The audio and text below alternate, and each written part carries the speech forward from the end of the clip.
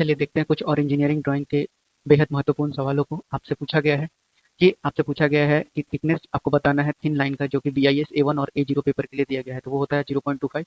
आप चाहें तो इस सवाल को स्किप भी कर सकते हैं, ऐसा सवाल आपसे लोको पायलट में नहीं पूछा जाएगा।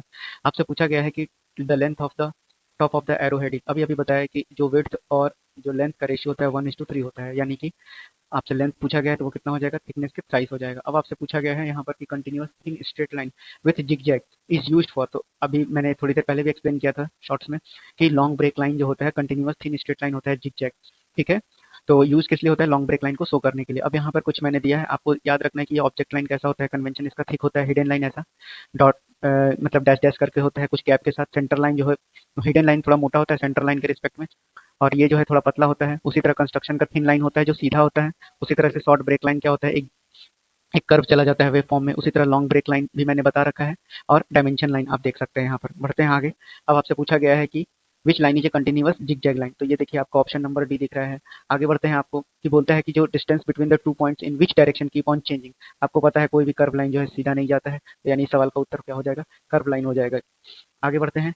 अब आपसे पूछा गया है, अच्छा सवाल है, लोको पायलट में भी पूछा जा सकता है। पूछा गया है कि अगर कोई लाइन परपेंडिकुलर है वर्टिकल प्लेन के, तो which view it is perpendicular to X Y. देखिए आपसे पूछा गया है, मान लेते हैं कि आपका दो प्लेन है, एक हो गया आपका वर्टिकल प्लेन और दूसरा हो गया आपका हॉरिजॉन्टल प्लेन। ठीक है, तो ये आपका हो गया, ये आपका हो गया हॉरिजॉन्टल प्लेन और ये आपका हो गया वर्टिकल प्लेन।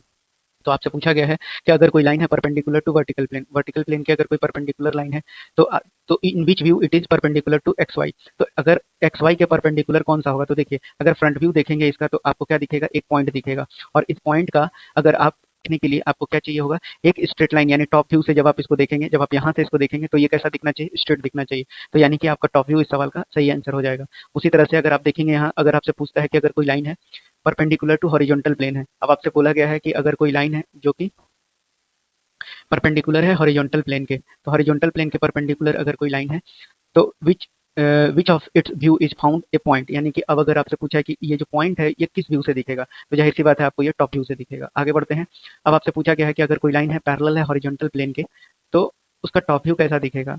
अब देखिए कि अगर फिर से मैं ड्रॉ करता हूँ, बार बार मैं इसलिए ड्रॉ कर रहा हूँ ताकि आपको समझ में आ जाए चीजें।